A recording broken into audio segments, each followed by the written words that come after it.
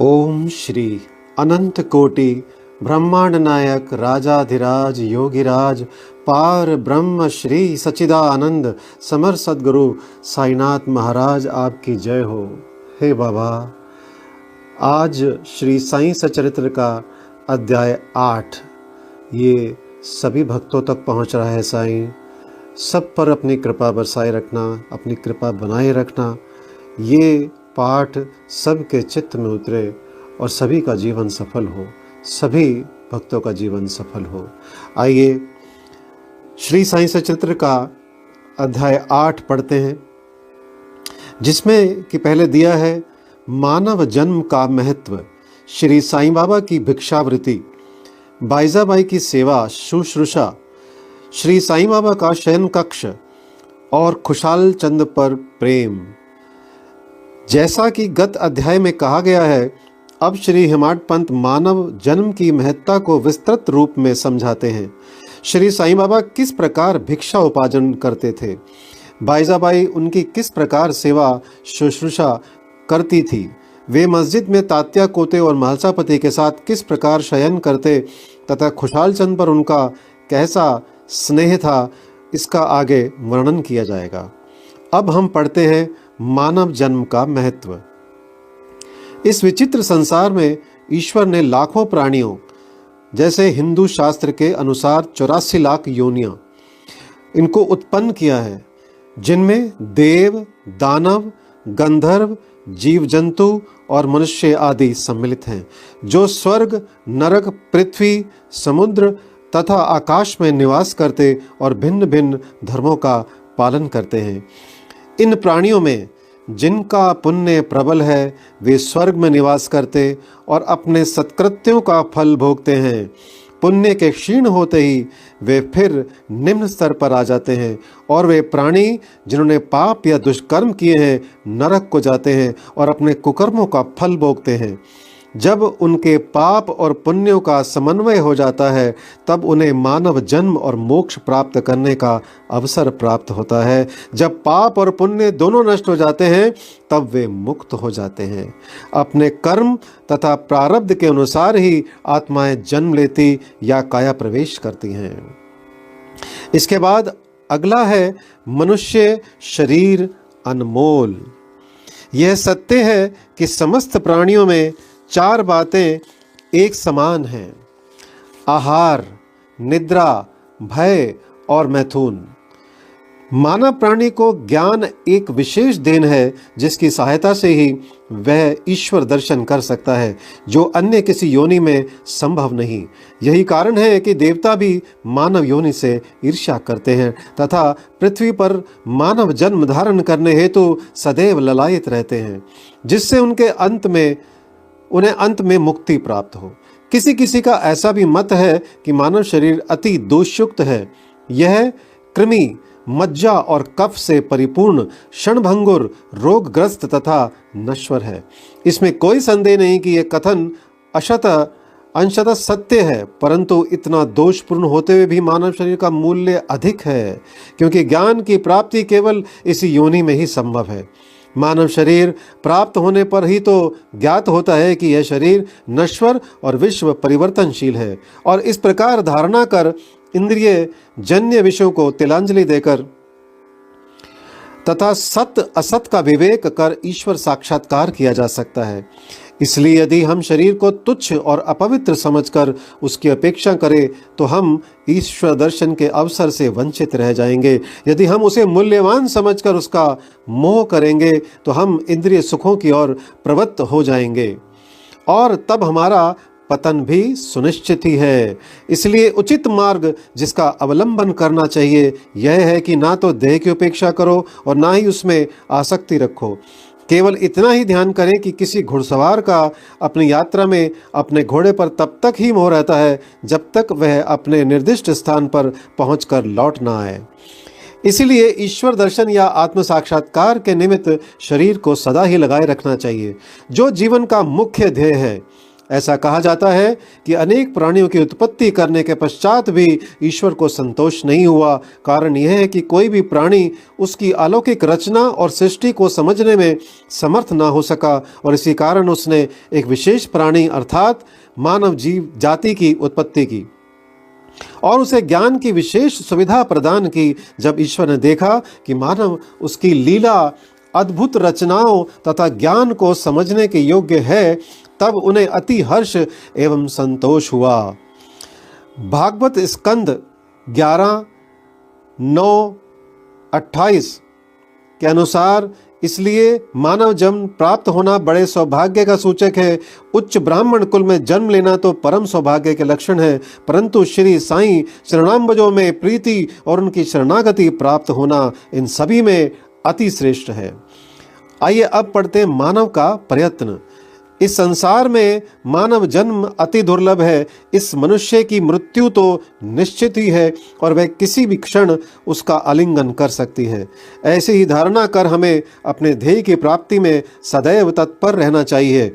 जिस प्रकार खोए हुए राजकुमार की खोज में राजा प्रत्येक संभव उपाय प्रयोग में लाता है, उसी प्रकार किंचित मात्र भी विलंब ना कर हमें अपने अभीष्ट की सिद्धि के हेतु शीघ्रता करनी ही सर्वथा उचित है।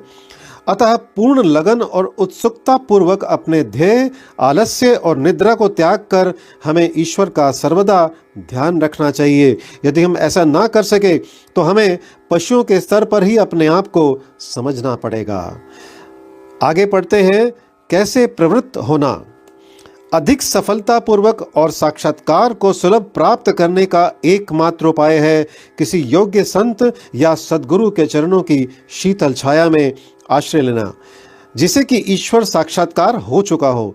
जो लाभ धार्मिक व्याख्यानों के श्रवण करने और धार्मिक ग्रंथों के अध्ययन करने से प्राप्त नहीं हो सकता, वह इन उच्च आत्मज्ञानियों की संगति में सहज ही प्राप्त हो जाता है। जो प्रकाश हमें सूर्य से प्राप्त होता है, वैसा विश्व के समस्त तारे भी मिल जाएं तो भी नहीं दे सकते। इस प्रकार जिस आध्यात्मिक ज्ञान की उपलब्धि हमें सद्गुरु की कृपा से हो सकती है, वह ग्रंथों और उपदेशों से किसी प्रकार संभव नहीं है। उनकी प्रत्येक गतिविधि, मृदु भाषण, गुह्य उपदेश, क्षमाशीलता, स्थिरता, वैराग्य, दान और परोपकारिता, मानव शरीर का नियंत्रण, अहंकार, शून्यता आदि गुण जिस प्रकार भी वे इस पवित्र मंगल विभूति द्वारा व्यवहार में आते हैं, सत्संग द्वारा भक्त लोगों को उसके प्रत्यक्ष दर्शन होते हैं। इससे मस्तिष्क की जागृति तथा उत्तरोत्तर आध्यात्मिक उन्नति होती है। श्री साईं बाबा इसी प्रकार के एक संत या सद्गुरु थे। यद्यपि वे बाह्य रूप से एक फकीर का अभिनय करते थे, परंतु वे सदैव आत्मलीन रहते थे। वे समस्त प्राणियों से प्रेम करते और उनमें भगवत दर्शन का अनुभव करते थे। सुखों का उनको कोई आकर्षण ना था और ना वे आपत्तियों से विचलित होते थे। उनके लिए अमीर और फकीर दोनों ही समान थे। जिनकी केवल कृपा से भिखारी भी राजा बन सकता था, वे शिरडी में द्वार द्वार घूमकर भिक्षा उपार्जन किया करते थे। यह कार्य वे इस प्रकार करते थे। बाबा की भिक्षावृत्ति। शिरडी वासियों के भाग्य की कौन कल्पना कर सकता है कि जिनके द्वार पर पार ब्रह्म भिक्षुक के रूप में खड़े रहकर पुकार करते थे, ओ माई एक रोटी का टुकड़ा मिले, और उसे प्राप्त करने के लिए अपना हाथ फैलाते थे। एक हाथ में वे सदा टमरेल लिए रहते तथा दूसरे में एक झोली। कुछ घरों में तो वे प्रतिदिन ही जाते और किसी किसी के द्वार पर केवल फेरी ही लगाते थे। वे साग, दूध या छाछ आदि पदार्थ तो टीन पात में लेते तथा भात व रोटी आदि अन्य सूखी वस्तुएं झोली में डाल लेते थे। बाबा की जिह्वा को कोई स्वाद रुचि ना थी, क्योंकि उन्होंने उसे अपने वश में कर लिया था। इसलिए वे भिन्न भिन्न वस्तुओं के स्वाद की चिंता क्यों करते। जो कुछ भी भिक्षा में उन्हें मिल जाता, उसे ही वे मिश्रित कर संतोषपूर्वक ग्रहण करते थे। अमुक पदार्थ स्वादिष्ट है या नहीं, बाबा ने इस और कभी ध्यान ही नहीं दिया। मानो उनकी जिह्वा में स्वाद बोध ही ना हो। वे केवल मध्याह्न तक ही भिक्षा उपार्जन करते थे। यह कार्य बहुत अनियमित था। किसी दिन तो वे छोटी सी फेरी लगाते तथा किसी दिन 12 बजे तक वे एकत्रित भोजन एक कुंडी में डाल देते, जहां कुत्ते, बिल्लियां, कौवे आदि स्वतंत्रता पूर्वक भोजन करते थे। बाबा ने उन्हें कभी नहीं भगाया। एक स्त्री भी जो मस्जिद में झाड़ू लगाया करती थी, रोटी के 10-12 टुकड़े उठाकर अपने घर ले जाती थी, परंतु किसी ने कभी उसे नहीं रोका। जिन्होंने सपन में भी बिल्लियों और कुत्तों को कभी दुत्कार कर नहीं भगाया, वे भला निस्सहाय गरीबों को रोटी के कुछ टुकड़ों को उठाने में क्यों कर रोकते। ऐसे महान पुरुष का जीवन धन्य है। शिरडी वासी तो पहल उन्हें केवल एक पागल ही समझते थे और वे शिरडी में इसी नाम से विख्यात भी हो गए थे। जो भिक्षा के कुछ टुकड़ों पर निर्वाह करता हो, भला उसका कोई आदर कैसे करता। परंतु ये तो उदार हृदय, त्यागी और धर्मात्मा थे। यद्यपि वे बाहर से चंचल और अशांत प्रतीत होते थे, परंतु अंतःकरण से वे दृढ़ और गंभीर थे।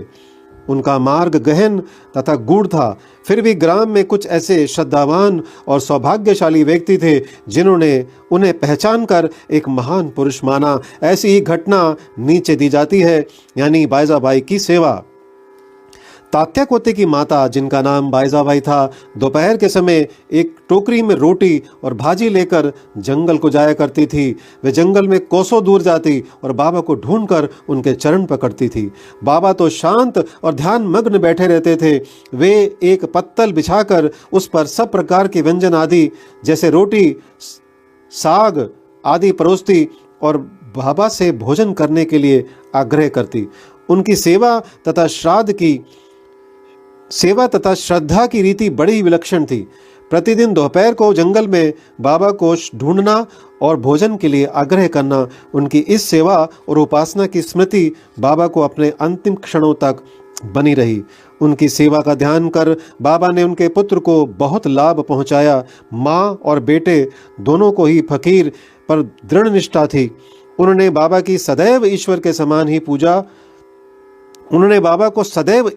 समान ही पूजा। बाबा उनसे कभी कभी कहा करते थे कि फकीरी ही सच्ची अमीरी है, उसका कोई अंत नहीं। जिसे अमीरी के नाम से पुकारा जाता है, वह शीघ्र ही लुप्त हो जाने वाली है।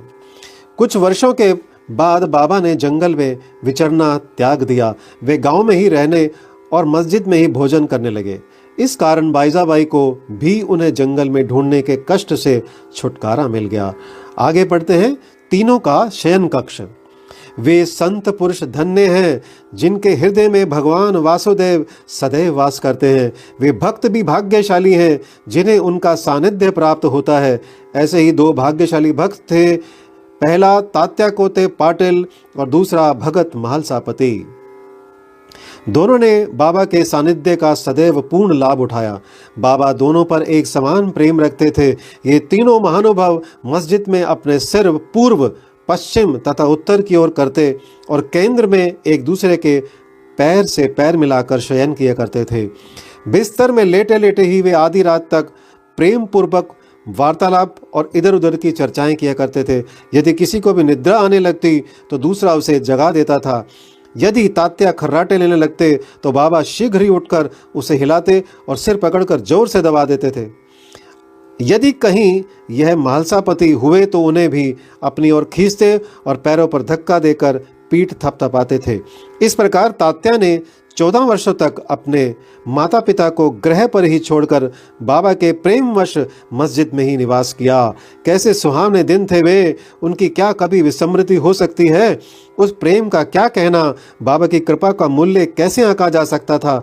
पिता की मृत्यु होने के पश्चात तात्या पर घर बार की जिम्मेदारी आ पड़ी, इसलिए वे अपने घर जाकर रहने लगे। इसके आगे पढ़ते हैं। राहता निवासी खुशाल चंद। शिरडी के गणपत तात्या कोते को बाबा बहुत ही चाहते थे।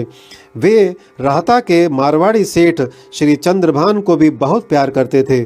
सेठ जी का देहांत होने के उपरांत बाबा उसके भतीजे खुशाल चंद को भी अधिक प्रेम करते थे। वे उनके कल्याण की दिन रात फिक्र किया करते थे। कभी बैलगाड़ी में तो कभी टांगे में वे अपने अंतरंग मित्रों के साथ राहता को जाया करते थे। ग्रामवासी बाबा के गांव के फाटक पर आते ही उनका अपूर्व स्वागत करते और उन्हें प्रणाम कर बड़ी धूमधाम से गांव ले जाते थे।